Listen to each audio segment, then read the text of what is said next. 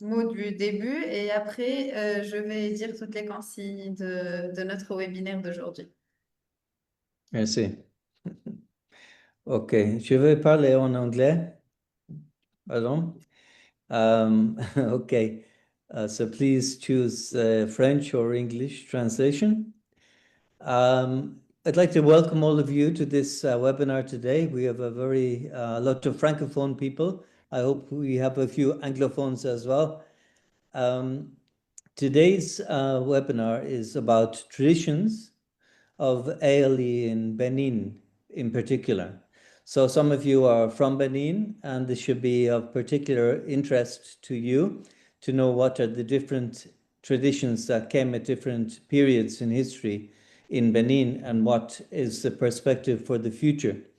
But I think also that this presentation should be very interesting because the experience of Benin is similar, not the same, but similar to some countries in Africa who went through colonialism and post-independence movements as well.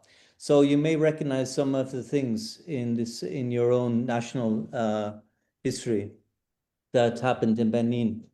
My colleague Lindia can say more. This article was commissioned by ACP, by DV International, with Mr. Vincent Huesu in Benin, and we made a booklet out of his article. This booklet is available in English and in French, and it will be released today. Lindia, are you with us?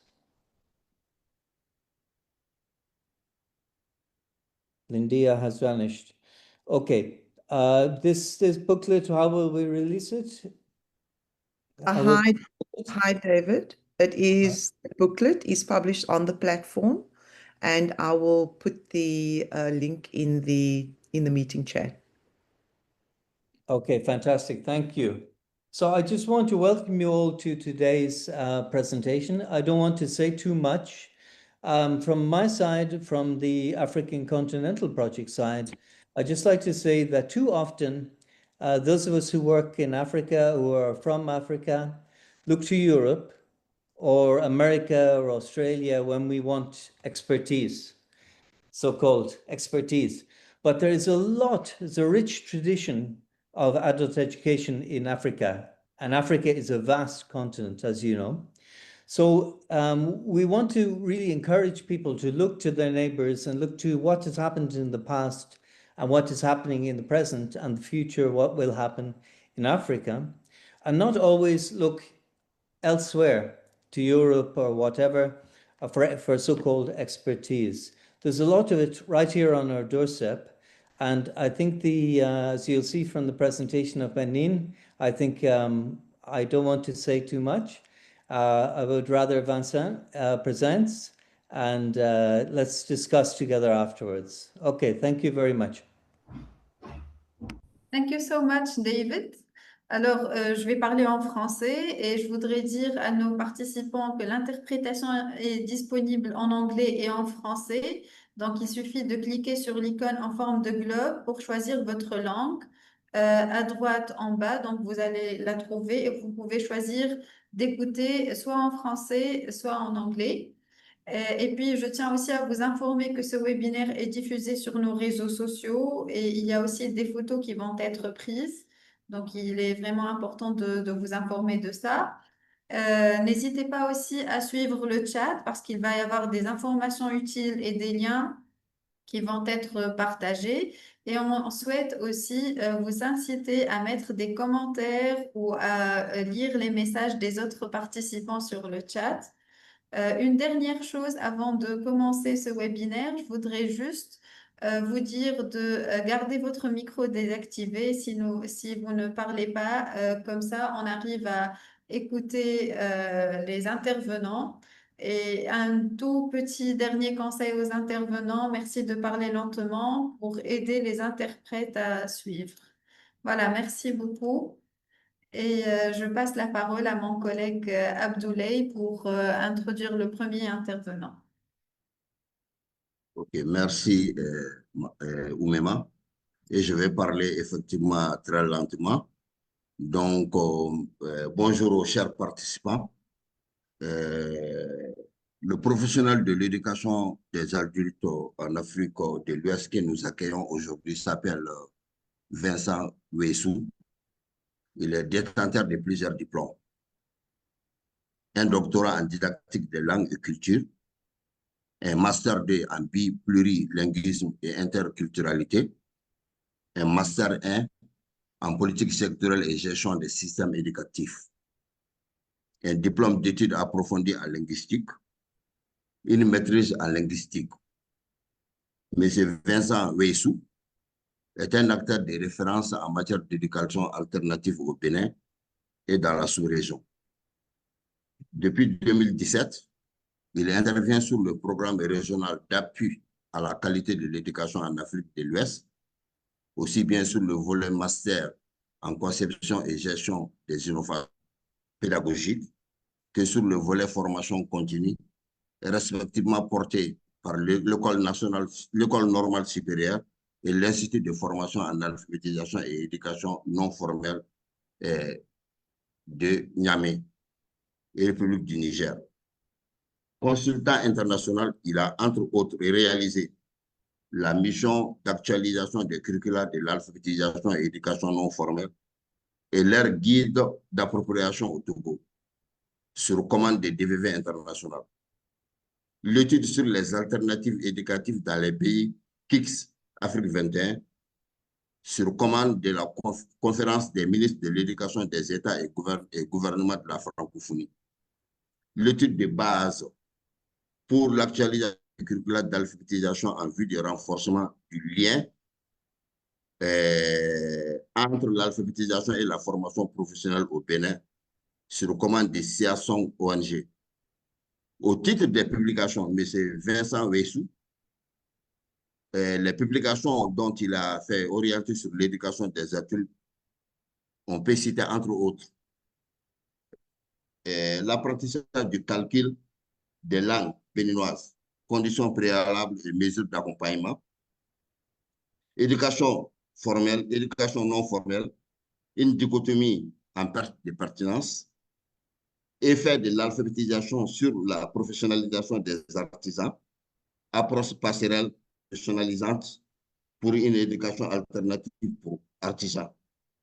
Le webinaire qui nous réunit aujourd'hui fait également suite à une autre œuvre de M. Vincent Wessou, un article sur les approches traditionnelles d'apprentissage et d'éducation des adultes en Afrique, le cas du Bénin, qu'il a écrit pour le projet continental africain de DVV international, dont il voudrait partager le contenu avec vous, échanger avec vous sur ces grandes lignes et apprendre de vous. Chers participants, à présent, permettez-moi de donner la parole à M. Vincent Wessou pour sa présentation. Je vous remercie.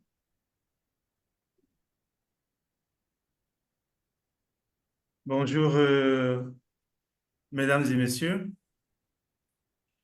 Merci à l'équipe de Moja. Merci aux présentateurs. J'espère que nous allons avoir l'affichage de la présentation, ce qui est piloté par...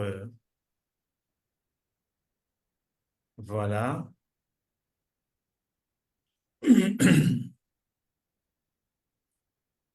Alors, approche traditionnelle d'apprentissage et d'éducation des adultes en Afrique, cas du Bénin, c'est le sujet, le terme de cet exposé qui sera présenté suivant les articulations qui sont affichées, une introduction, le cadre théorique et méthodologique, la présentation des traditions en présence en matière d'apprentissage et d'éducation des adultes au Bénin, une analyse des traditions présentées, un essai de catégorisation en type de tradition, et puis une la présentation d'un type de tradition recommandable avant de finir par une conclusion. Alors, il faut dire que l'éducation des adultes en Afrique, et particulièrement au Bénin, est imprégnée par une histoire pluriséculaire et façonnée par des traditions et des savoirs endogènes. Le Bénin, espace de cohabitation de différentes civilisations et de croyances religieuses, constitue un terrain particulièrement révélateur de cette diversité éducative. L'histoire y montre une succession et parfois une coexistence de traditions éducatives qui intervient et qu'il convient plutôt de bien cerner. Et cela permettra de valoriser les pratiques endogènes et d'envisager des synergies possibles avec les technologies modernes en vue d'un modèle d'apprentissage plus adapté aux besoins réels des populations adultes. Et c'est à cette lecture croisée, critique et constructive de ces approches que se consacre cet exposé. Alors, comme cadre théorique, nous allons nous intéresser essentiellement à deux concepts que nous avons clarifiés. C'est le concept de tradition dans un premier temps, qui désigne pour l'UNESCO, empruntant à Kijumbi, les modalités d'interaction sociale admises pour une communauté donnée, à un moment donné, en fonction de sa conception du monde et de ses expériences historiques. Alors, il faut dire qu'au sens propre, le terme tradition renvoie à ce qui est endogène. Mais au sens figuré, il renvoie à ce qui est habituel, tout simplement. Et c'est ce sens figuré que nous allons lui concéder dans le cadre de cet exposé. Le terme ou le concept de savoir endogène désigne pour Montonji, dans une configuration culturelle donnée, une connaissance vécue par la société comme une partie intégrante de son héritage. Il s'oppose donc au savoir exogène, qui sont des éléments d'un autre système de valeurs. Alors, la méthodologie que nous avons utilisée tient en deux points. Juste un recueil des données et puis une analyse des données. Le recueil de données a porté essentiellement sur une revue documentaire et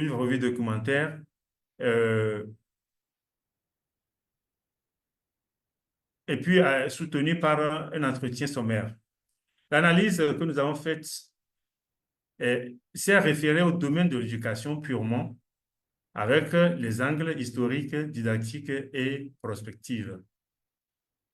Les données que nous avons recueillies, c'est-à-dire les traditions identifiées, les traditions d'apprentissage d'éducation des adultes identifiées, sont analysées au regard du triangle didactique de Yves Chevalard, le triangle occupé au niveau de ces trois points, ces trois pôles, ces trois sommets par le savoir, l'enseignant et l'apprenant. Cela veut dire tout simplement que dans l'analyse de chacune de ces traditions identifiées, nous aurons à regarder le savoir, le mode de transmission ou bien le mécanisme de transmission et puis ceux qui sont les cibles, donc les apprenants.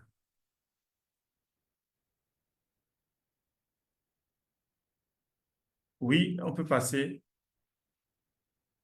Alors, donc, en parlant de cette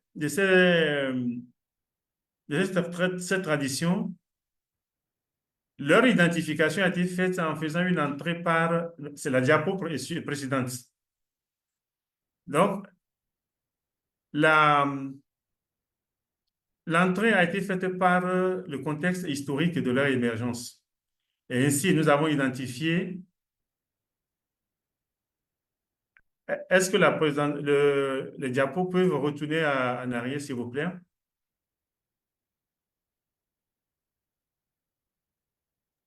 Vous pouvez répéter, s'il vous plaît? Vous pouvez rebondir à la diapo précédente, s'il vous plaît? Oui, bien sûr.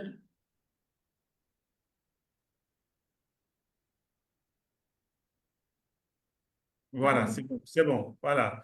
Donc, nous avons fait une entrée par le contexte historique d'émergence de cette tradition pour en identifier trois que sont l'éducation communautaire précoloniale, l'éducation des adultes sous influence coloniale et l'éducation des adultes post-coloniales, post-indépendance, post-coloniale. C'est pareil.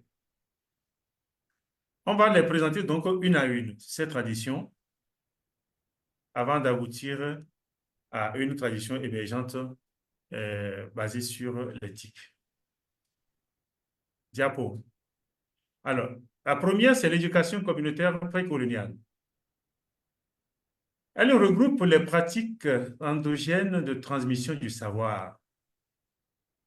Elle est issue de l'expérience collective nourrie par la recherche de la satisfaction des besoins de survie, de préservation de la culture et de cohésion sociale. Elle s'adapte aux réalités du milieu et se transmet de génération en génération. Elle cible des jeunes ou adultes déjà membres ou pressentis pour être membres d'un groupe social donné tel que la famille, la communauté locale, la corporation professionnelle, un groupe ésotérique, et avec la note ou la mention que la famille, elle ne se choisit pas. Même les groupes ésotériques, dans certains cas, ne se choisissent pas, s'imposent.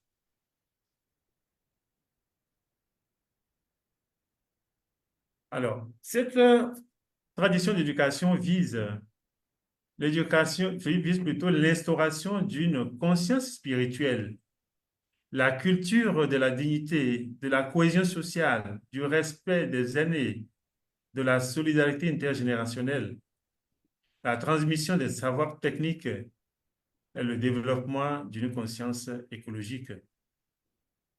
Et en fonction donc de ces finalités, les savoirs abordés, les savoirs qui font objet d'échanges entre le formateur et les apprenants et les formés sont relatifs au respect des forces invisibles garantes de l'ordre social et cosmique, à la culture de la dignité, de la cohésion sociale, du respect des aînés, de la solidarité intergénérationnelle, etc., et à l'exercice des métiers pour la survie et l'autonomie économique de l'individu.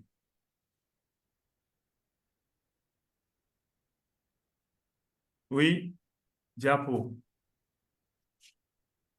Alors, le mécanisme de transmission ou les mécanismes de transmission sont en fonction donc des finalités. Lorsque la finalité est liée à la conscience spirituelle, on a l'initiation au vaudou, donc aux pratiques culturelles, disons culturelles, j'allais dire, la formation au rôle sacré, les rites de passage de l'adolescence à l'âge adulte, etc.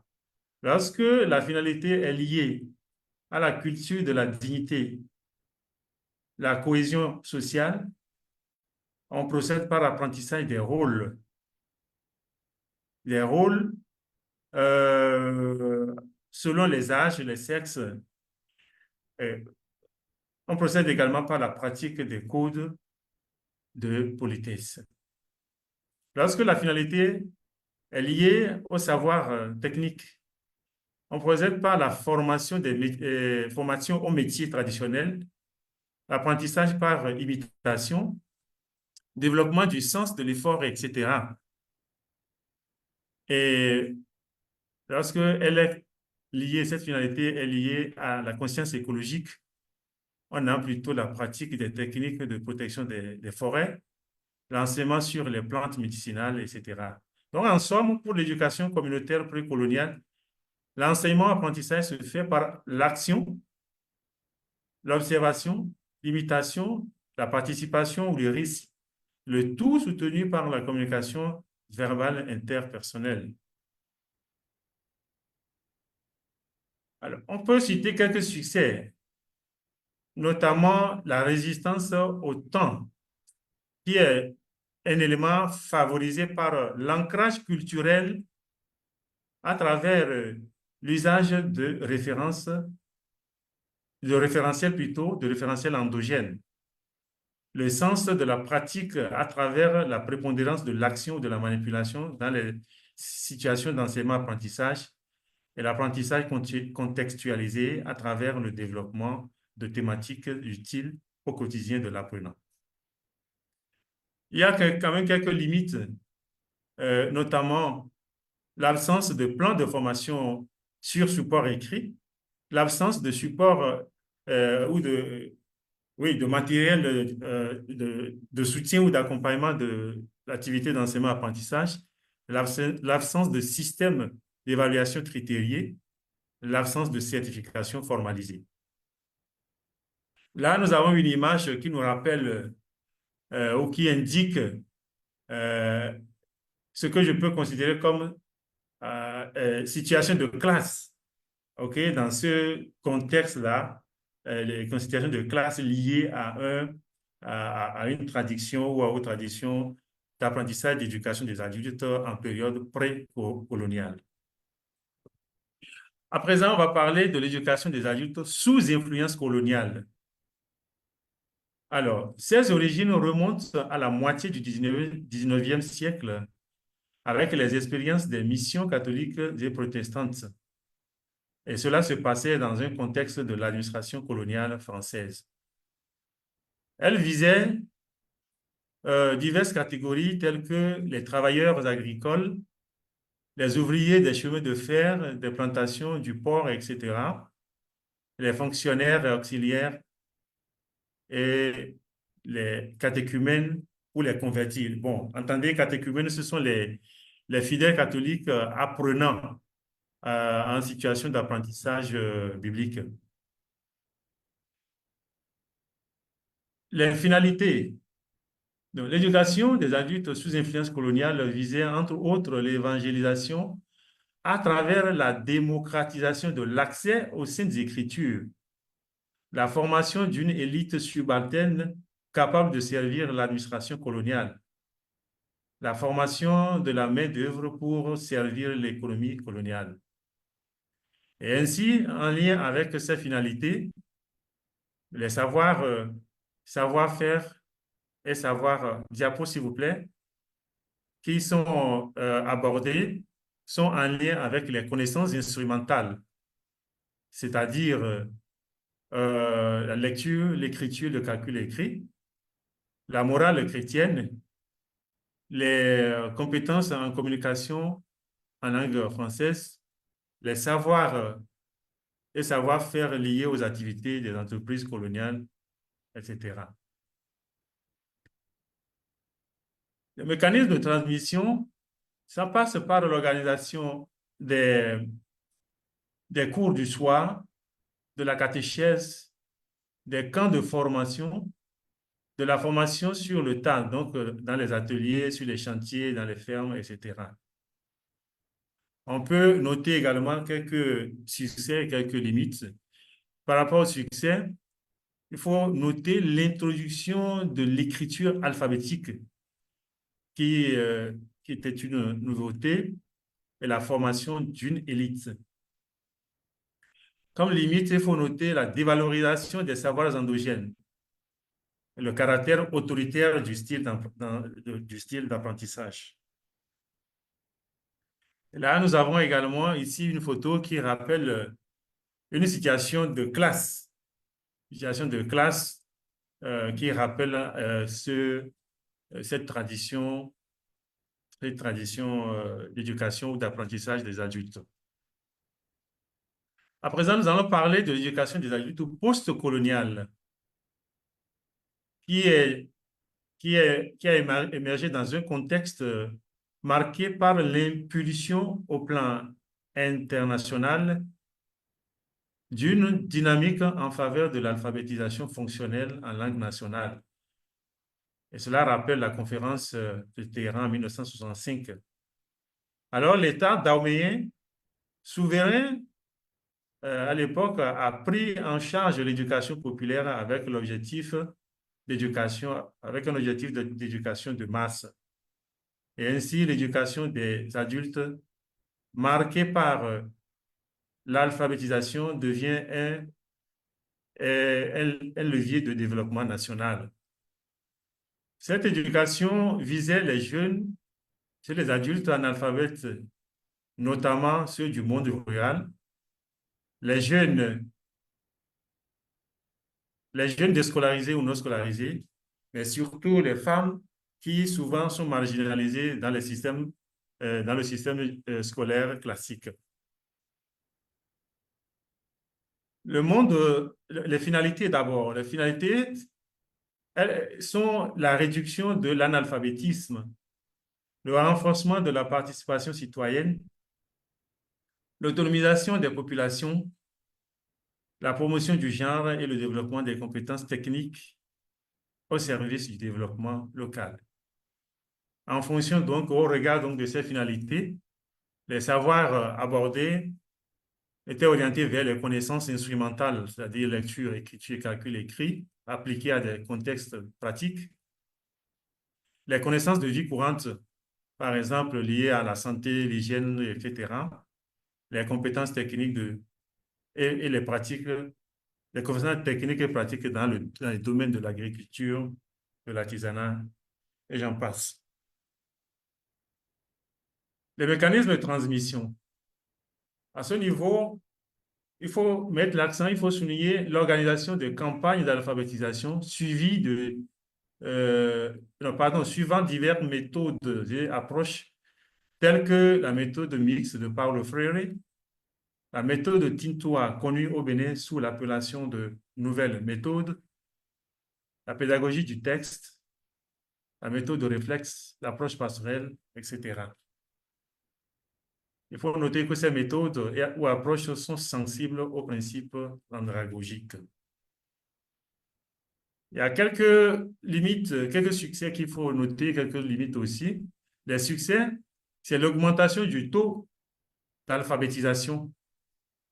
C'est aussi le recours à l'ingénierie de formation et à l'ingénierie pédagogique dans les pratiques éducatives et aussi l'arrimage ou la conformité aux objectifs ou aux priorités nationales. Comme limite, il faut noter le faible financement, le faible niveau de qualification des facilitateurs et un environnement lettré peu développé. Diapo. Voilà, nous avons une image en contexte, je dirais, d'éducation postcoloniale, donc avec une classe d'alphabétisation. Et on peut voir clairement que là, les conditions ne sont pas totalement les meilleures et ça pose effectivement un problème qu'on vient de noter, à savoir l'insuffisance de ressources. Alors, nous allons juste évoquer une tradition considérée comme émergente dans notre contexte, c'est l'éducation des adultes basée sur les TIC. Comme tout le secteur de l'éducation des adultes est influencée par l'émergence des TIC.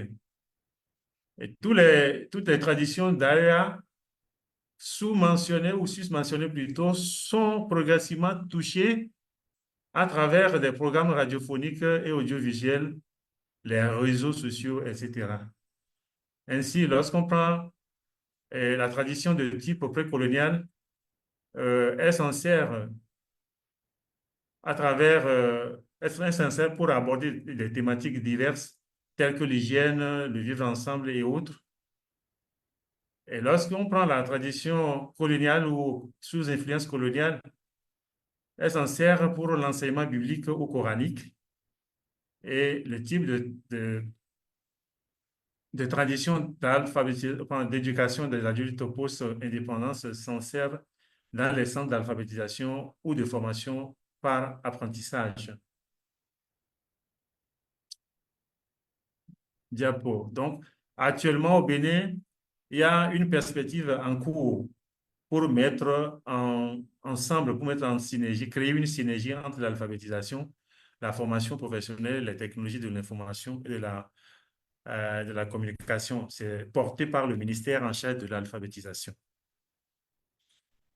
Alors, nous entrons après la présentation, bien après avoir passé en revue ces différentes traditions d'éducation ou d'apprentissage des adultes identifiés. Nous entrons dans la partie analyse qui sera en 2 points. Nous allons procéder à une catégorisation. Et les critères retenus, c'est la prépondérance dans la pratique, le degré d'institutionnalisation et la compatibilité entre les priorités, avec plutôt les priorités nationales. Alors, par rapport aux critères prépondérance dans la pratique, nous voyons en tête la tradition précoloniale et la tradition, et en deuxième position, la tradition coloniale. La tradition précoloniale parce que elle s'utilise toujours dans la transmission des savoirs endogènes, des us et coutumes, de l'histoire, etc., partout dans les communautés.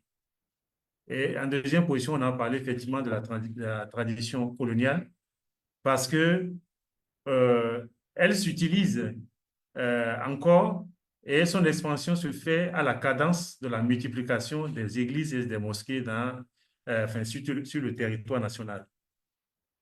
Par rapport aux critères liés au degré d'institutionnalisation, la tradition d'AEA post-indépendance vient en tête. Et puis, nous avons la tradition d'AEA en période coloniale qui vient en deuxième lieu. Parce que la première tradition, la première, bien entendu, du fait du passage entre les mains de l'État ou des dirigeants officiels donc, de l'État, de tout ce qui est éducation. Alors, il y a eu plusieurs, comment on appelle ça, plusieurs structures qui ont été créées entre-temps, en tout cas à travers l'histoire, pour gérer ce sous-secteur. Quand on prend le troisième critère, compatibilité avec les priorités nationales, bien entendu, la tradition post-indépendance vient en tête avec maintenant la tradition d'éducation des adultes en période coloniale.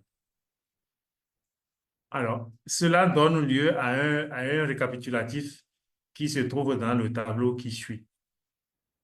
Bon, on voit la tradition précoloniale qui est fortement prépondérante, faiblement institutionnalisée et faiblement en lien avec les priorités nationales. Les traditions d'éducation coloniale, moyennement partout, donc par rapport à tous les critères, c'est moyen. Et la tradition post-indépendance, faiblement prépondérante et fortement institutionnalisée et fortement liée aux objectifs nationaux.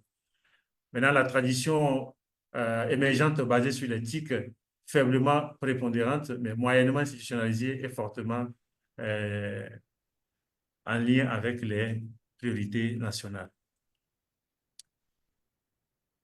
Alors, à partir de cette catégorisation, nous avons nous avons dégagé une tradition dominante et une tradition récessive.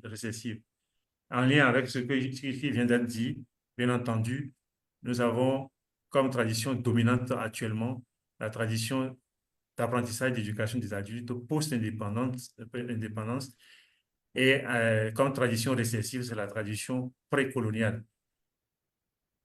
Donc, il faut noter que le critère utilisé, c'est pour dire on considère comme dominante la tradition qui, tout en étant largement institutionnalisée, s'inscrit dans les politiques éducatives et correspond aux priorités nationales. Diapo. Voilà. Maintenant, la tradition recommandable. la tradition recommandable, elle est tirée de l'ensemble de ce qui existe déjà à travers l'exploitation des points forts ou des succès qui se sont affichés ou bien qu'on a identifiés. Et principalement, nous retenons par rapport à la tradition précoloniale l'ancrage culturel, l'usage des langues nationales, la place de l'action dans l'action éducative, dans les activités éducatives. Et par rapport à la tradition sous influence coloniale, nous retenons essentiellement l'usage de l'écriture alphabétique. Par rapport à la tradition post-indépendance, nous retenons plutôt la conformité aux priorités nationales. Et par rapport au TIC, à la tradition basée sur l'éthique, nous avons retenu l'usage du numérique dans l'acte d'éducation. Et le tout combiné, ces points forts combinés donnent une approche hybride qui, en somme, on doit dire que chaque tradition d'ailleurs a identifié à quelque chose d'utile à conserver, d'où l'approche hybride envisagée pour une éducation des adultes modernes et de qualité fondée sur les savoirs endogènes. Voilà. Quelques stratégies de valorisation de l'approche hybride, c'est d'abord la production et la dissémination d'un document de présentation de l'approche. En fait, il faut dire que ce qui est décrit comme approche proposable, approche hybride, là maintenant, ce n'est pas totalement absent dans les habitudes actuelles, mais il suffira d'essayer de donner plus forme et visibilité à ce qui existe là pour que cela puisse être utile.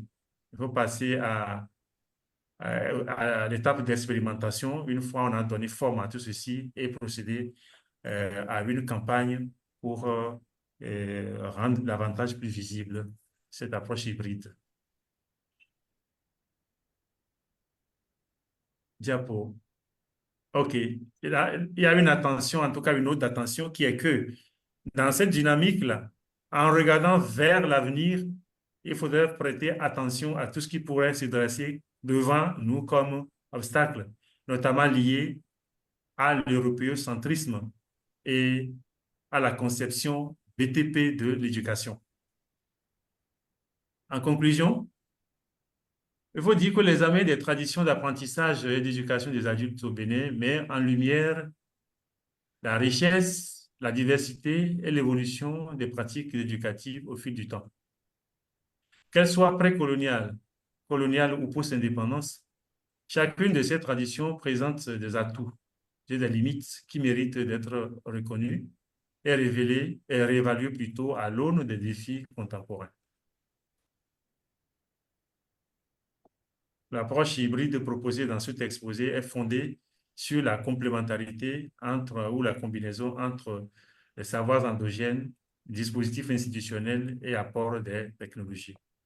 Elle s'inscrit dans la perspective d'une réponse contextualisée, inclusive et durable aux besoins d'apprentissage des adultes béninois, tout en valorisant les patrimoines culturels et éducatifs locaux. En attendant de revenir encore dans les échanges tout à l'heure, je vous dis merci de votre aimable attention avec cette photo qui montre un ensemble d'acteurs de l'éducation des adultes en Afrique. Et nous étions à un atelier précédemment, je crois l'année dernière. Et là, maintenant, ceux que vous voyez, ils viennent du Bénin, du Burkina Faso, du Mali, du Niger, du Togo, du Nigeria, du Ghana. J'espère que j'ai tout cité. Merci beaucoup. Merci, M. Vincent Weissou, pour la qualité de cette présentation. L'équipe de Moja se joint à tous les participants pour vous dire encore une fois de plus merci. La présentation d'aujourd'hui ouvre de grands débats parce que toutes les pratiques de l'éducation des adultes y sont posées. Donc, si vous avez des questions d'éclaircissement, juste des questions d'éclaircissement sur la présentation, vous pouvez les mettre dans le chat ou vous pouvez directement lever votre main et prendre la parole. Et ensuite, on va passer à la plénière, des débats et des échanges entre les participants et le présentateur. Ces échanges sont des moments d'apprentissage mutuel, de savoir sur l'éducation des adultes en Afrique. Je vous remercie et nous, l'équipe de Mosa souhaite vraiment que les débats soient très, très participatifs, actifs et que tout le monde s'engage. S'il y a des points qui doivent être éclaircis ou s'il y a des espérances qui peuvent être partagées ici. Je vous remercie une fois de plus pour votre aimable attention. Pour les questions d'éclaircissement, nous sommes à votre disposition. S'il y a des volontiers, vous pouvez lever votre main ou mettre votre commentaire dans le chat. Alors, Abdoulaye, il y a déjà une question sur le chat Ouais. de la part de Maman Ali, s'il veut prendre la Ouais. parole. Maman Ali, ouais. Vas-y, Maman Ali. Maman Ali, if you want to speak. Okay. Good afternoon, everyone. Thank you, our paper presenter, for the good work. I have this question because when he was talking about the approaches, he started from the traditional and then walked down to the colonial era. My question is, in what ways did the presence of the colonial era of adult education affected the traditional, which is the indigenous education system that the colonial masters came to found in among the people, which is meeting their needs? Because most at times we have such like the experience, they feel they are more superior, they are only superior to ours, and sometimes our people abandon our original or indigenous education. So I want to know if in Benin there was this experience. Thank you.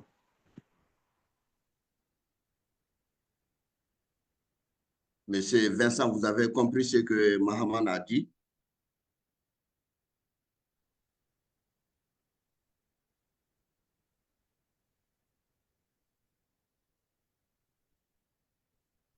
Monsieur Vincent, est-ce que vous avez besoin d'une traduction? Est-ce que vous avez déjà écouté la traduction? Monsieur Vincent? The mute is, the microphone is muted. OK. Monsieur Vincent? On vous entend. Je l'envoie. Monsieur Vincent, son OK, micro OK. est... Voilà, j'avais mon micro coupé, excusez-moi. Ouais. Voilà. Est-ce que vous avez compris l'intervention de Ali Maman? Non, en fait, déjà, dans la qualité du son, j'avais un souci. C'est comme ça à mon niveau ici, c'est comme s'il y avait un écho dedans et je n'avais pas totalement capté les mots. En Bon, fait, je peux reprendre pour... Oui. OK, vas-y, vous-même. alors j'ai juste traduit la question My pour vous, question, Vincent, et il Maman Ali. demande de quelle manière l'approche éducative coloniale a-t-elle affecté l'éducation traditionnelle au Bénin? Ah, OK. D'accord. Yes, Bon. Ah, c'est exactly. bon? Oui, c'est ça la question. Est-ce que vous OK. voulez que je répète? Oui, non, il faut dire que l'approche, disons, traditionnelle, qu'on appelle ça, j'allais dire, la tradition coloniale, bien entendu, euh, a été expérimentée avec, enfin, sous un angle donné ou bien avec des objectifs donnés. Parce que ceux qui étaient les porteurs, les deux catégories d'acteurs qui sont les porteurs, notamment les religieux d'un côté et puis les colons de l'autre. Bien entendu, chacun de son côté avait des objectifs. euh, d'un côté, c'est servir la cause des signes d'écriture, donc pouvoir faire passer les signes d'écriture. Et de l'autre, c'est comment faire passer, disons, la, la culture occidentale d'un côté et en même temps, comment faire pour préparer une certaine main-d'œuvre utilisable pour les entreprises et puis aussi pour l'administration coloniale, etc. Bon, cela dit, pendant que tout ça avait cours, non, bien entendu, l'éducation traditionnelle ne disparaissait pas. L'éducation traditionnelle ne disparaissait pas, elle avait toujours, d'ailleurs jusqu'à maintenant, vous voyez que dans la catégorisation plus haut, je disais que quand on prend le critère prépondérance, même si par la suite on a noté que du point de vue de la dominance, en tout cas, le caractère récessif de la tradition précoloniale, donc, s'est affiché par rapport ou bien au détriment ou bien au profit de la tradition postcoloniale. Il faut quand même noter, malgré tout ça, que la tradition ancestrale, en tout cas précoloniale, du point de vue de la prégnance, du point de vue de la prépondérance, elle tient toujours. Donc, ça veut dire que au moment où, après l'entrée, n'est-ce pas, de la tradition coloniale, la tradition précoloniale existait toujours dans les familles. Le type d'éducation communautaire existe toujours. C'est cette résistance, en fait, qui est due ou bien qui est tirée donc, de son caractère que j'avais cité tantôt, donc l'ancrage culturel et tout ça. Et c'est ça qui lui a donné cette force. Mais seulement que les milieux où l'éducation de type colonial avait lieu, ou bien en tout cas se passait, dans ces milieux, effectivement, on ne permettait pas dans les milieux-là de faire valoir ce qui se passe ou ce qui se passait qui est endogène, qui est reconnu comme propre à la culture. Et c'est pourquoi l'une des limites qu'on avait notées, j'ai souligné tout à l'heure pour l'éducation de type colonial, c'est le mépris ou bien c'est la dévalorisation de la culture africaine.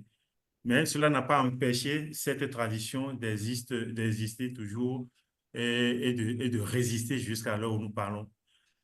Pendant que l'éducation de type colonial a perdu un bras, c'est-à-dire le bras colonial est parti. C'est le bras religieux seul qui reste aujourd'hui, qui continue d'exister et de servir les populations. Merci beaucoup, Monsieur Vincent, pour votre réponse. Je vois qu'on a énormément de questions sur le chat et il y a des mains levées aussi. Donc, je vais d'abord passer la parole à Monsieur Mohamed Moussa, qui a aussi posé une question sur le chat, mais on lui donne la parole. Comme ça, il y aura plus d'interaction. OK. Ok. Merci, madame. Alors, moi, c'est Mohamed Sagar Moussa, le monsieur qui vient de faire la présentation, qui s'appelle Dr Vincent, est un collègue à moi. Dans la présentation tout à l'heure, on a expliqué que il travaille, il est intervenant au Niger à l'université Abdou Moumouni, où je suis enseignant-chercheur. Et ensemble, on a travaillé dans un programme de développement et de la promotion de la qualité en Afrique, le programme qui s'appelait PRI, qui est devenu PRAC après. Donc, je voulais remercier Moja. J'avais confondu avec Pamoja. J'ai vu qu'il n'y avait pas le pas ici. Euh, Remercier donc l'orateur Vincent, qui est un collègue, et faire poser une question qui est la suivante. Alors, il faut quand même préciser que le collègue Vincent a une expertise dans le domaine des traditions africaines et de la promotion des langues. Et je voulais lui demander juste une précision sur comment est-ce qu'on peut articuler approche traditionnelle, approche contemporaine, donc à travers l'éthique et promotion des langues. Voilà. Donc, comment est-ce qu'on peut, tu as fait une analyse en te basant sur Yves Chevalard, qui a le triangle didactique. Alors, si tu peux mettre dans ce triangle-là les approches traditionnelles, le lien avec l'éthique et finalement, où va se placer la promotion des langues nationales. Merci. OK. Merci beaucoup. Mon micro est ouvert, je pense. Oh, je suis... vous me recevez? Oui, je te reçois bien, moi. Ouais. OK, d'accord. Oui, merci beaucoup, cher Cordo, cher collègue. Oui, comment est-ce qu'on peut arrimer ou mettre ensemble la tradition, l'approche traditionnelle et l'approche contemporaine au regard des trois pôles comment on appelle, du triangle du triangle Chevalard. didactique. Oui, voilà. Oui, bon, vous avez dit aussi en mettant aussi en valeur l'usage des langues nationales. Ouais. Bon, déjà, moi, je pense que d'abord, c'est sur le pôle ou le sommet, oui, il faut dire pôle, le pôle savoir qu'il faut d'abord chercher à agir, mais d'abord en regardant le pôle apprenant. C'est-à-dire, on doit tenir compte de ceux que nous avons en face. Ceux que nous avons en face de nous, qui sont donc, dans le cas actuel, qui sont nous travaillons sur des populations analphabètes ou déscolarisées, carrément déscolarisées précoces. Donc, on les regarde en tant qu'apprenants pour voir un peu c'est quoi leurs besoins. Parce qu'on doit prendre en compte leurs besoins spécifiques pour que l'acte d'enseignement-apprentissage puisse porter, pour maximiser les résultats. Et quand c'est le cas et qu'on se rend compte que ceux qu'on a en face de nous sont des gens qui n'ont comme principal code pour la communication, donc leur langue maternelle, d'abord, on doit commencer par mettre ça en valeur et tenir compte de cet élément. Et maintenant, passer au savoir. Alors, dans ce cas, les savoirs à utiliser, toujours pour tenir compte de leurs besoins. S'ils ne sont pas allés à l'école, comme vous et moi, ici dans la salle, et qu'ils ont quand même besoin d'accéder au savoir, comment faire? On doit tenir compte, généralement, étant donné que ceux que nous avons en face aussi sont des adultes. Et un adulte, c'est quelqu'un qui, souvent, il est déjà identifié par rapport à un métier, par rapport à quelque chose qui lui tient à cœur.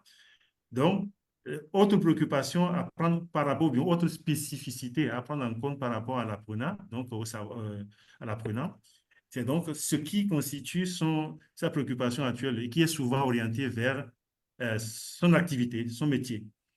Donc, on tient compte de ces éléments.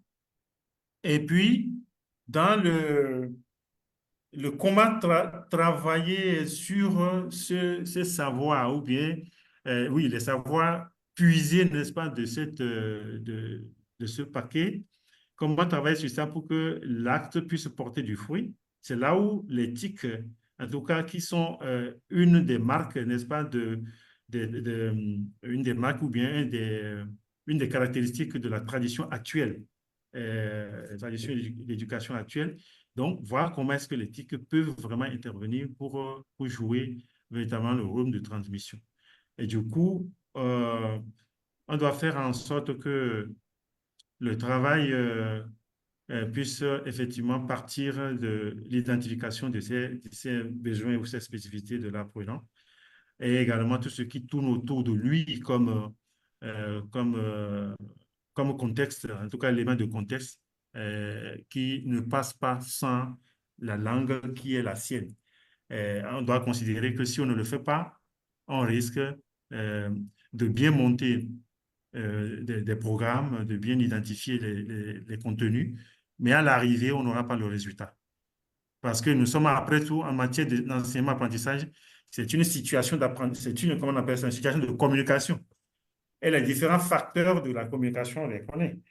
Et lorsque un des facteurs comme le code fait défaut, ça pose problème, c'est que c'est toute la chaîne qui va recevoir un coup. Voilà, OK. Alors, merci beaucoup, chers collègues, et puis bravo. Merci beaucoup. Merci. Merci. Pour M. Vincent Wessou, vous pouvez également poser des questions aux participants. Si vous avez Oui. une ou des questions, vous pouvez Oui. aussi les poser aux participants, engager les débats avec eux. Bien sûr. Merci beaucoup. Oui, bien sûr. Moi, j'ai envie de poser des questions. Parce qu'en fait, ça là que vous venez de dire, ça me conforte dans mon idée de savoir, enfin, de dire que nous sommes là dans une séance, dans un acte d'échange, n'est-ce pas? Donc, c'est un rendez-vous de donner et de recevoir. Moi, je voudrais, par exemple, savoir, au regard de la similitude, n'est-ce pas, des situations que nous avons vécues au niveau des différents pays de l'Afrique jusque-là. Donc, je crois, Monsieur David le disait dans son mot introductif, ce n'est pas les mêmes situations, mais c'est des situations similaires quand même, aussi bien du point de vue précolonial que colonial. Alors, est-ce que, selon vous, les éléments qui ont été évoqués tantôt lors de cet exposé-là, est-ce que cela vous renvoie à quelque chose dans votre contexte particulier, dans le contexte de votre pays? Est-ce que ça vous dit quelque chose, ça vous rappelle quelque chose? Et en un mot, j'aimerais partager d'autres expériences liées aux traditions d'éducation dans les différents pays, autres que le Bénin, pour voir qu'est-ce qu'on peut vraiment mutualiser ensemble, parce qu'on forme une famille, après tout, une famille autour d'un enjeu qui est la qualité de l'éducation des adultes en Afrique. Voilà ce que je peux demander pour susciter un peu les réactions et permettre d'enrichir les échanges pour que nous puissions gagner mutuellement. Merci.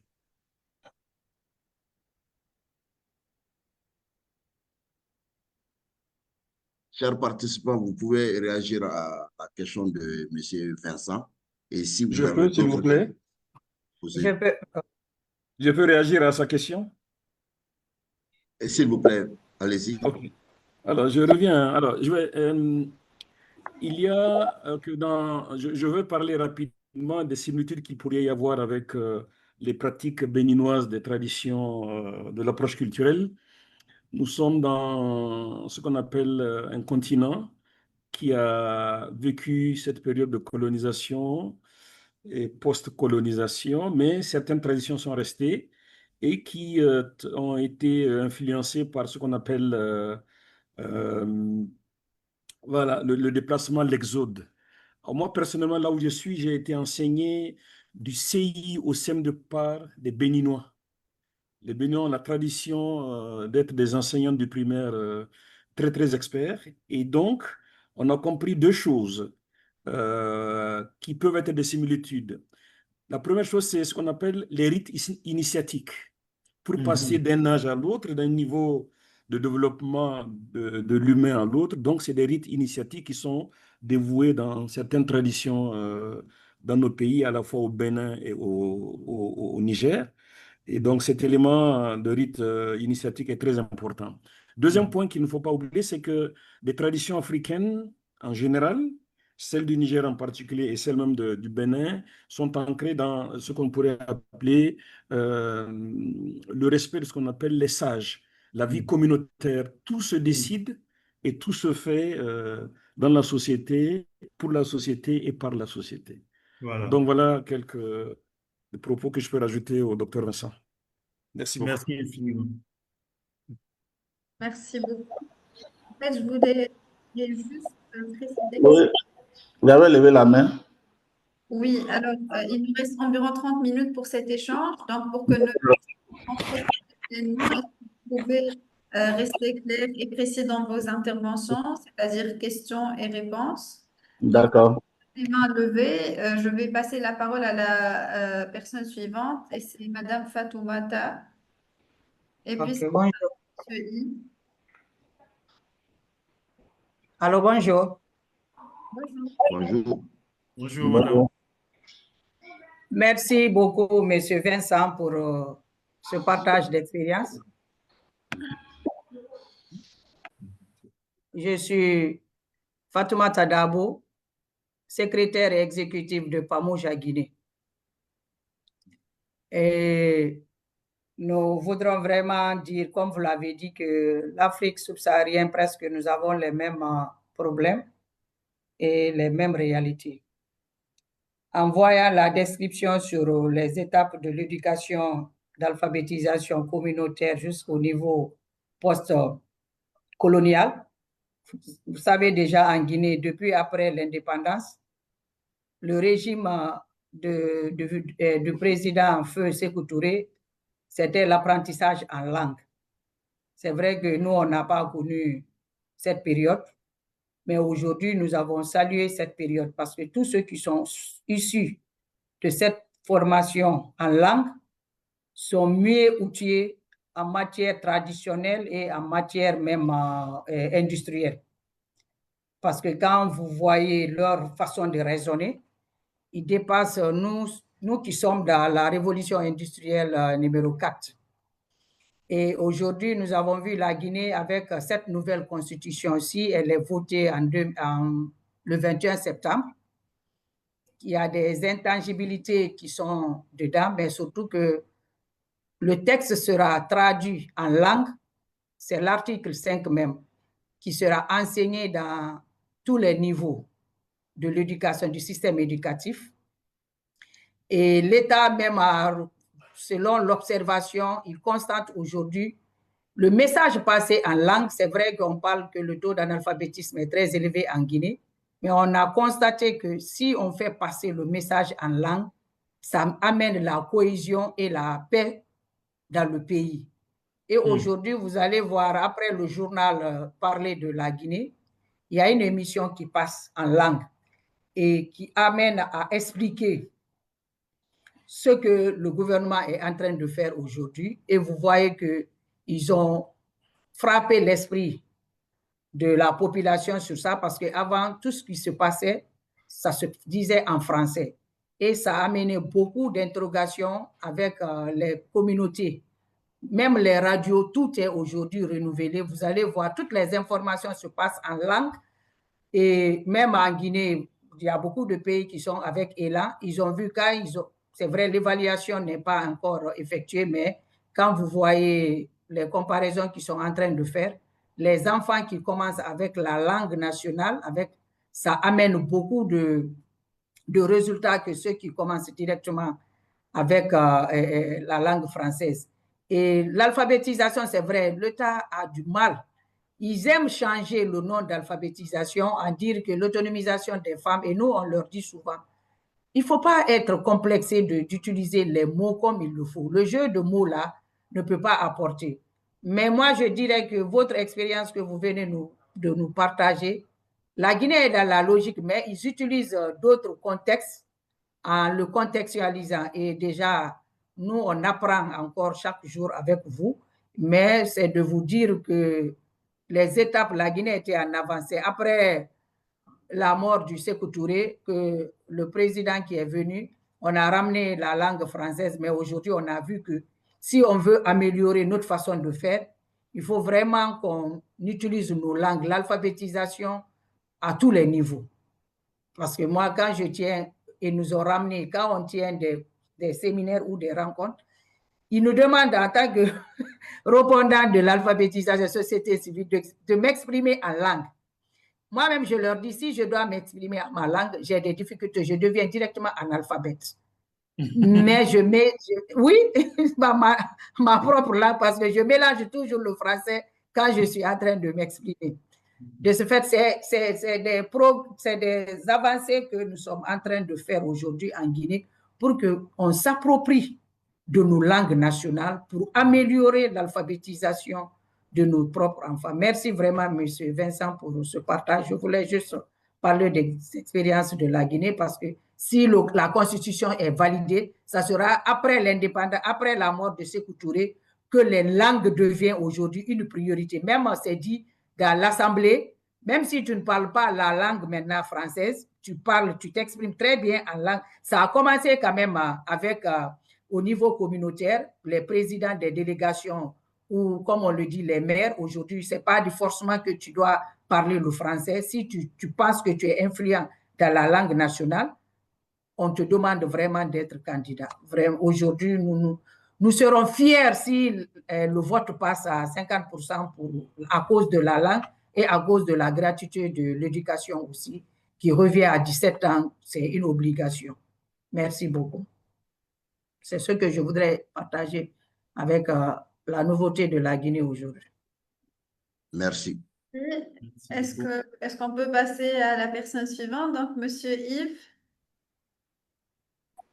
Merci. Merci de me passer la parole.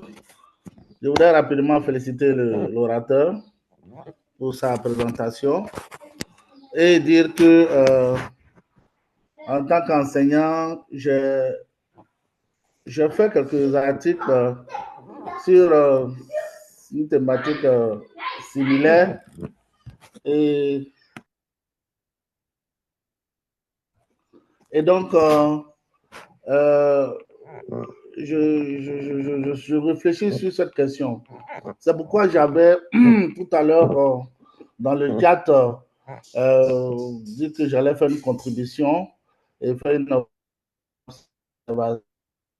poser une question. Et donc, M. Wessou nous a demandé s'il y a des expériences de ce genre-là dans nos pays, qu'on puisse les partager. Et donc, cela me ramène à répondre à sa préoccupation. Donc, je vais laisser cette session de contribution pour dire que dans les recherches que nous réalisons ici, dans les articles que nous produisons, nous abordons les approches traditionnelles d'éducation sous l'angle lié au mode de transmission, aux moyens, aux objectifs. Cela dépend de là où vous situez. Par exemple, en ce qui concerne l'aspect précolonial, la connaissance ou le savoir est basé sur l'empirie.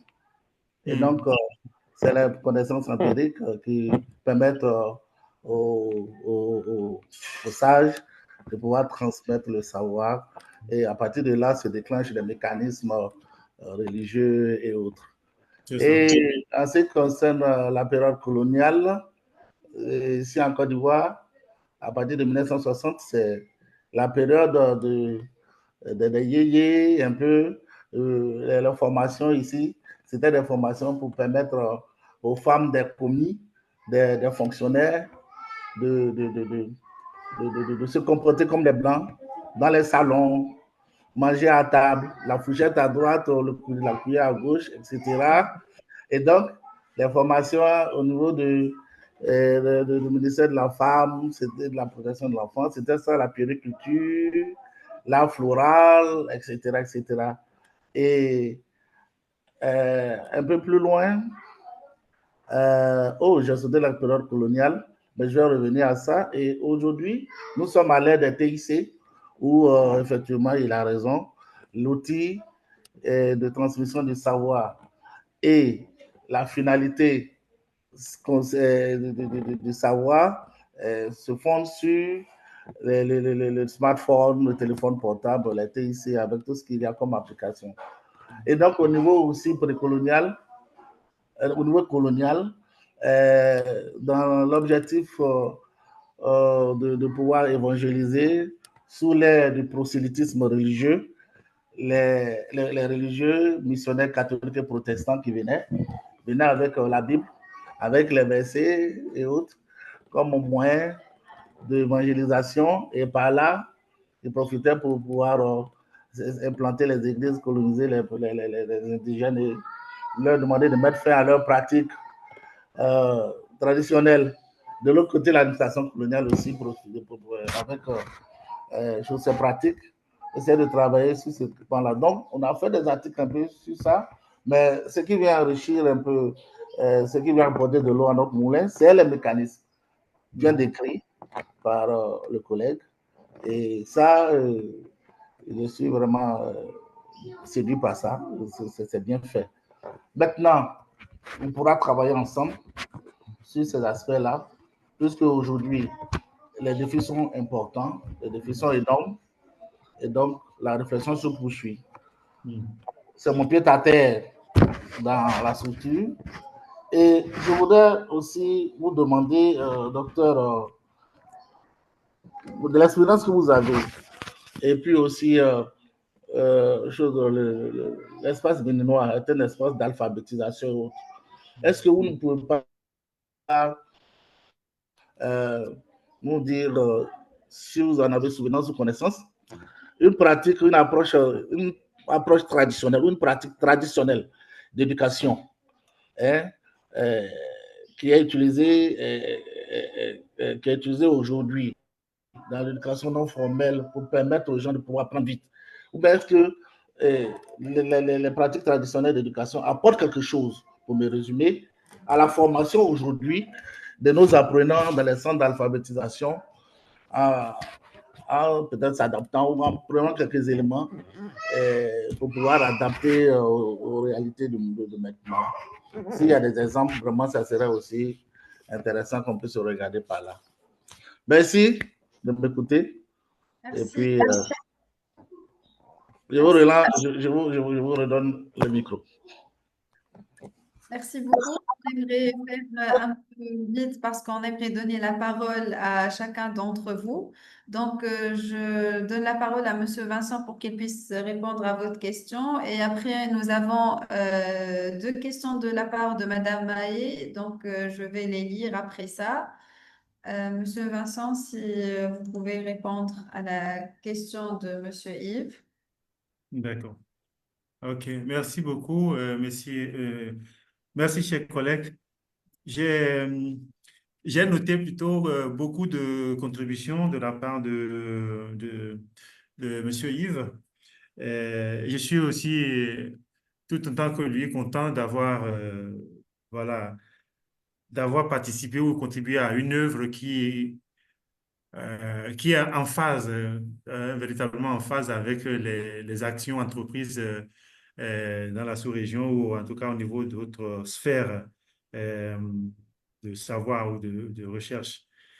Et je pense que la main tendue que j'ai notée aussi, parce que c'est de ça qu'il s'agit, j'ai noté une main tendue pour qu'effectivement on se mette beaucoup plus ensemble, pas seulement lui et moi, mais moi j'extrapole en disant entre tous les acteurs que nous constituons, acteurs de l'éducation des adultes en Afrique et tout, qu'on puisse vraiment se donner la main pour mutualiser les expériences et aller plus loin.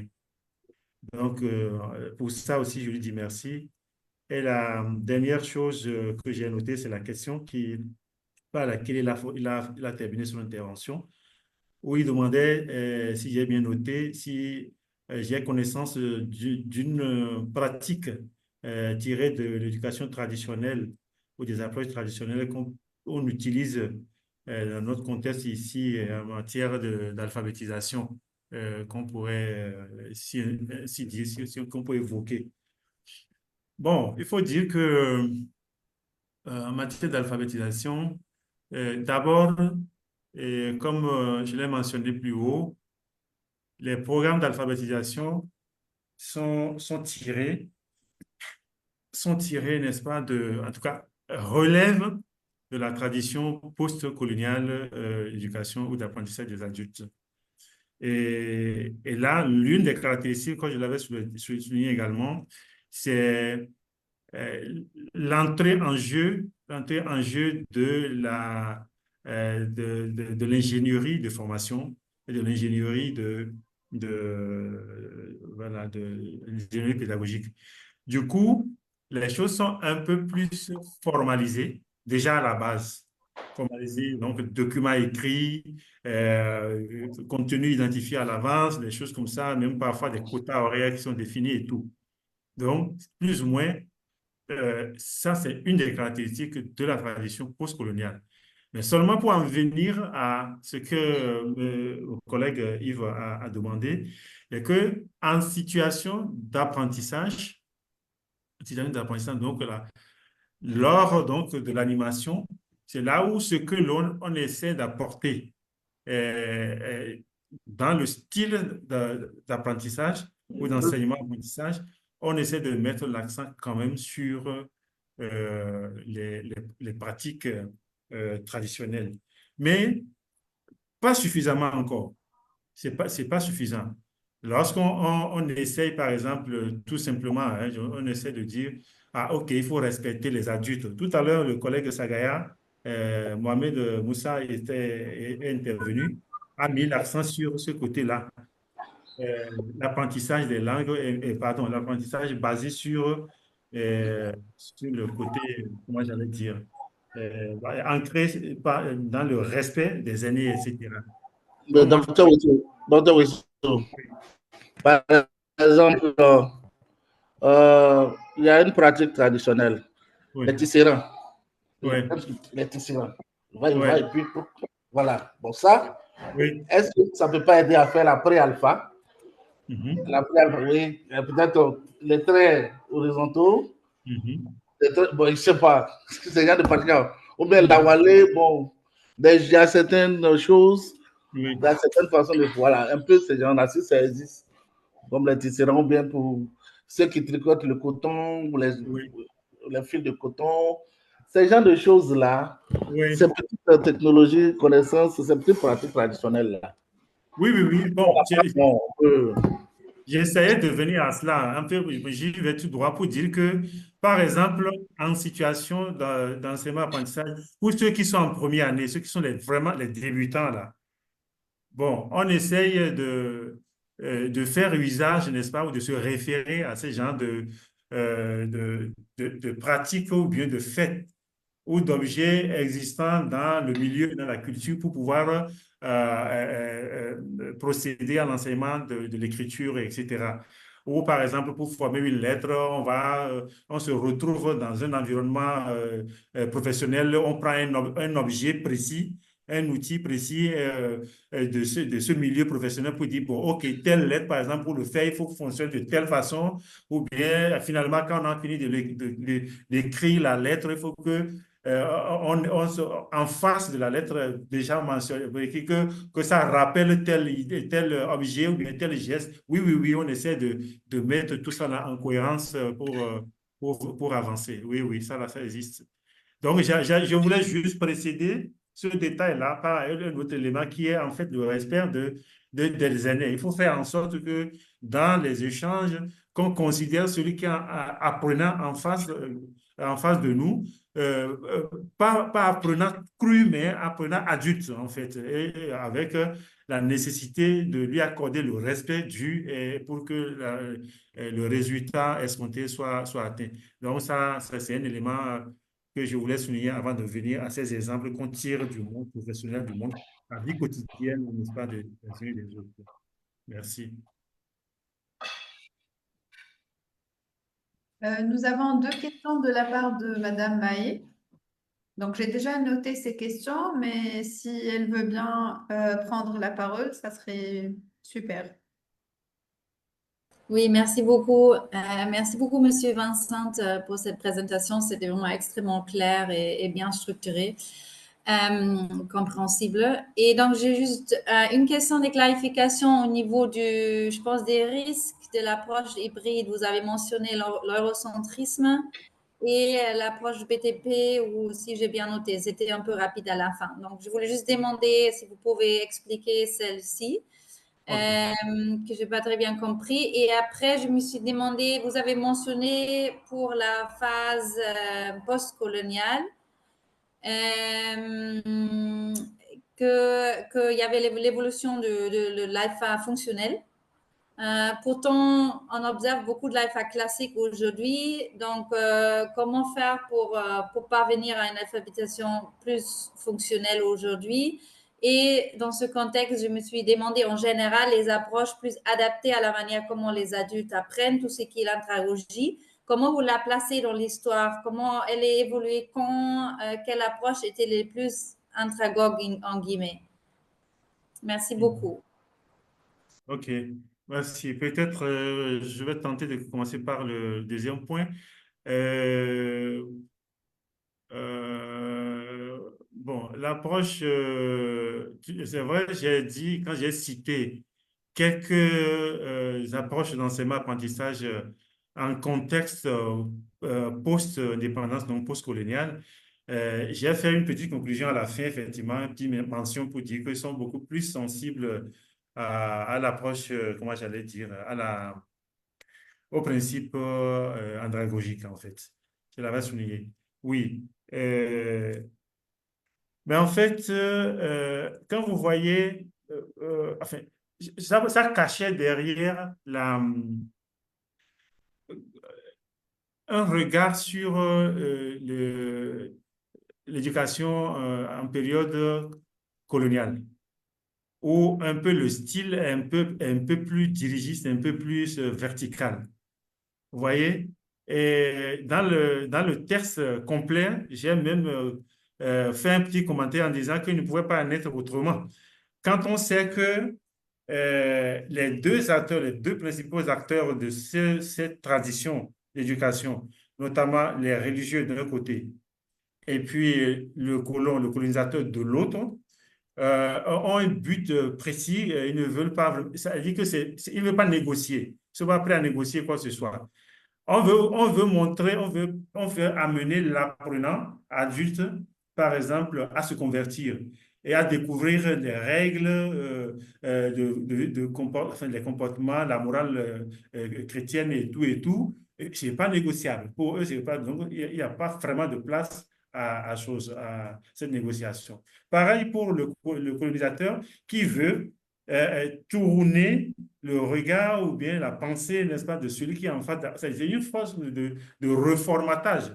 On veut formater des individus autrement. Donc, quand c'est comme ça, il n'y a pas de négociation, vraiment, il n'y a pas de place à la négociation. Donc, c'est moins respectueux des principes andragogiques de ce point de vue-là. Et je me souviens même, quand on tombe un peu dans le cadre de l'éducation, je dirais classique, quand on dit classique, c'est l'école, le système scolaire, dans la période coloniale, en ce que je dis là maintenant, si on redescend un peu dans ce contexte plus précis, ben, on se souvient qu'au Bénin, je ne sais pas si ça a été le cas dans beaucoup de pays, dans d'autres pays, mais à l'école, vous n'avez pas le droit on ne peut pas vous surprendre en train de parler votre langue nationale, votre langue locale. Si on vous surprend, vous êtes puni. Donc, il n'y a pas de place vraiment à ce genre de choses. Bon, alors, quand on sort de là, qu'on vient maintenant au niveau de l'éducation post-indépendance, post-coloniale, avec les approches que j'avais citées tantôt et tout, et vu aussi que là, maintenant, le système éducatif retombe dans les mains des dirigeants qui prennent donc la charge, la responsabilité de l'éducation nationale, finalement, on met plus l'accent sur les principes andragogiques qui font que il faut respecter l'adulte qui est là, il faut tenir compte de ses besoins, il faut même négocier ses heures de cours avec lui, il faut négocier, etc., la durée de chaque séance, tout se négocie, ce qui n'est pas le cas dans la période précédente. Donc, c'est à peu près ce que cela cachait, cette mention que j'ai faite dans mon speech. Maintenant, pour remonter à votre première question, à savoir, est-ce qu'on peut reprendre un peu l'élément que j'ai ajouté vers la fin en parlant des risques, en quelque sorte, ou ce qu'il faut prendre en compte pour être attentif, n'est-ce pas, dans la mise en œuvre, n'est-ce pas, de cette approche hybride qui combine comment on appelle ça, les succès des différentes approches identifiées. Oui, j'ai parlé bien sûr de l'européocentrisme, mais j'ai parlé de l'approche, j'ai dit l'approche BTP, l'approche BTP de l'éducation. Je m'explique. L'européocentrisme, je l'ai expliqué, je l'ai utilisé pour doiter ou bien pour désigner la conception de ceux qui pensent que c'est tout ce qui vient de l'Europe, tout ce qui vient de l'étranger qui est bon. Dans les cultures, les pratiques et tout, y compris les langues.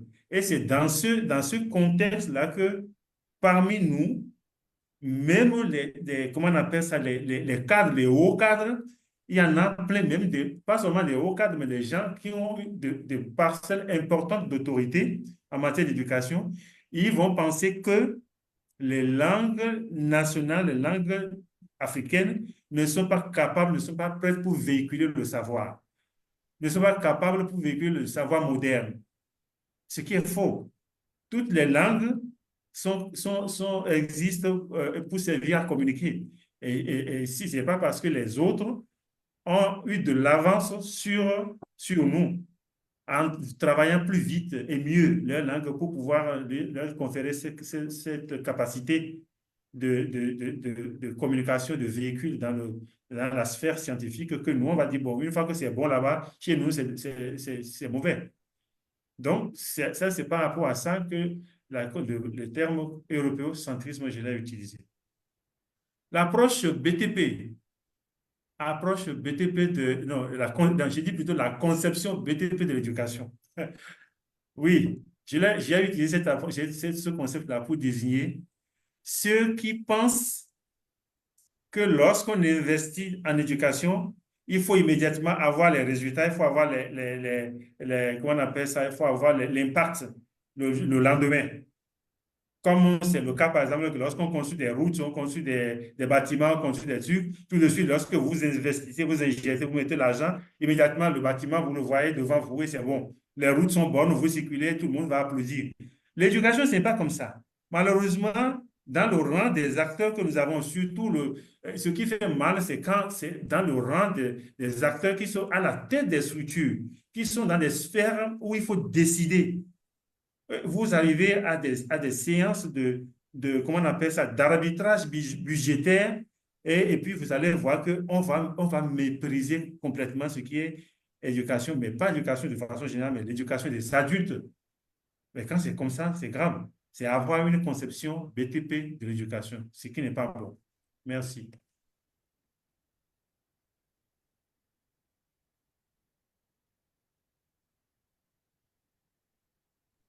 Excusez-moi, donc merci beaucoup. Nous avons encore des questions.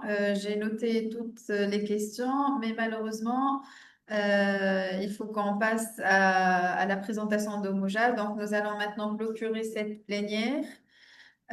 Nous sommes très heureux d'avoir eu autant de questions et un échange aussi intéressant. Donc, je vais essayer de vous mettre en contact et Monsieur Vincent et les personnes qui ont posé des questions et qui n'ont pas eu de réponse. Comme ça, vous pouvez échanger sans notre intervention. Merci tout le monde. Et je vais partager avec vous la présentation de Mouja.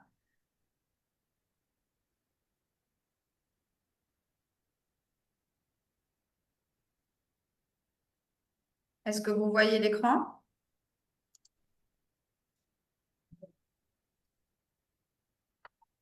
Est-ce que vous voyez la présentation? Yeah. Oui, c'est OK. Oui, c'est bon. Yes. C'est bien. Yes, we can see it. Alors,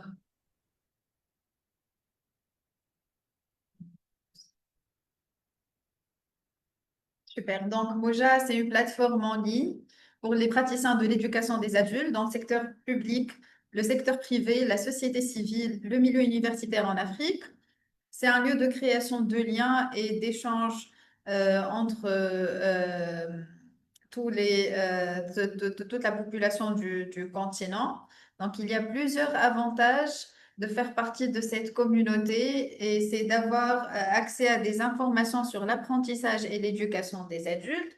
Donc, vous pouvez lire des articles de tous les pays de l'Afrique. Vous pouvez aussi avoir accès à ce genre d'événements comme ce webinaire aujourd'hui et partager vos expériences ensemble et avoir un échange aussi intéressant que l'échange d'aujourd'hui. Vous pouvez aussi trouver des profils d'organisation d'apprentissage et d'éducation des adultes aussi sur notre plateforme. Donc, vous pouvez aussi avoir des contacts. Et c'est aussi un lieu pour apporter vos propres expériences et obtenir des informations en retour pour créer une synergie entre vous tous, professionnels de l'éducation des adultes. Donc, si vous voulez accéder à notre plateforme, il suffit de chercher mojaafrica.net ou si vous voulez le faire là tout de suite, vous pouvez scanner ce QR code sur notre écran. Et je vais profiter de cette occasion pour vous présenter la page pays. Donc, la page pays, c'est une nouvelle catégorie sur notre plateforme, pas très nouvelle parce qu'elle est disponible depuis un an déjà. Donc, c'est une vitrine nationale de l'éducation des adultes. Et sur cette page-là, vous allez trouver les politiques et cadres réglementaires existants du pays, les principaux programmes et projets en cours, les institutions et acteurs impliqués, les bonnes pratiques, innovations et ressources et les défis et perspectives du secteur. Donc, pour lancer cette page pays, nous avons collecté des informations auprès de vous, praticiens de l'éducation des adultes, et nous avons déjà plusieurs pays qui sont déjà sur notre site. Donc, il y a l'Algérie, il y a le Tchad, Malawi, Mali, Marocco, etc. Donc, le Maroc plutôt. Et vous pouvez accéder à la plateforme et vous allez directement trouver ces informations. Et bien sûr, cette page est toujours en cours de construction. Donc, si vous avez des informations à nous fournir, n'hésitez pas à nous contacter sur info@mojaafrica.net. Donc, vous pouvez nous envoyer des documents, des photos. Vous pouvez aussi corriger quelques informations si vous pensez que cette information a été actualisée. Ça sera vraiment avec plaisir de recevoir tous vos messages. Voilà, n'hésitez pas à visiter cette page pays pour découvrir ces informations. Et enfin, je voudrais vous rappeler que nous avons un groupe Facebook qui est praticien de l'éducation des adultes et en anglais, c'est Africa Adult Education Practitioners. Nous avons aussi un compte LinkedIn. Nous avons un compte YouTube aussi, Moja-26 Allez. Et puis notre plateforme que vous connaissez tous et on aimerait vraiment vous voir nombreux à vous inscrire sur notre plateforme. Merci beaucoup. Merci pour votre attention. Merci. Merci, merci tout le monde. Et voilà, nous nous acheminons vers la fin de ce webinaire. Et Moja reste résolument engagé dans l'éducation des adultes en Afrique. Et à l'attention de tous les participants, si vous avez des articles, des magazines, vous avez des vidéos, des différentes activités de l'éducation des adultes dans vos pays respectifs, au sein de vos différentes organisations, associations, veuillez les partager avec nous. Nous allons les poster sur la plateforme Moja. Si vous voulez faire connaître votre organisation aussi en Afrique, en dehors par exemple de vos pays respectifs, nous avons nous présentons aussi le profil des différentes organisations qui interviennent dans le domaine de l'éducation des adultes. Donc, vous pouvez nous envoyer effectivement votre association ou organisation, sa présentation et nous allons poster ça sur Moja. Voilà, et dans quelques jours aussi, la journée internationale de l'alphabétisation arrive, le 8 septembre plus précisément. Donc, Moja, la plateforme Moja est à votre disposition pour partager le déroulé de vos différentes activités du 8 septembre, que ce soit les photos, les vidéos, les articles que vous pouvez nous envoyer. Nous allons poster sur la plateforme Moja et mettre sur le groupe Facebook et nos autres réseaux sociaux. Nous vous remercions et Moja restera en contact avec vous.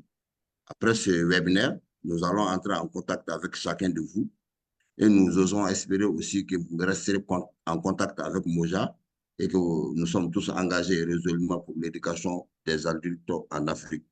Et l'équipe de Moja vous demande de vous joindre.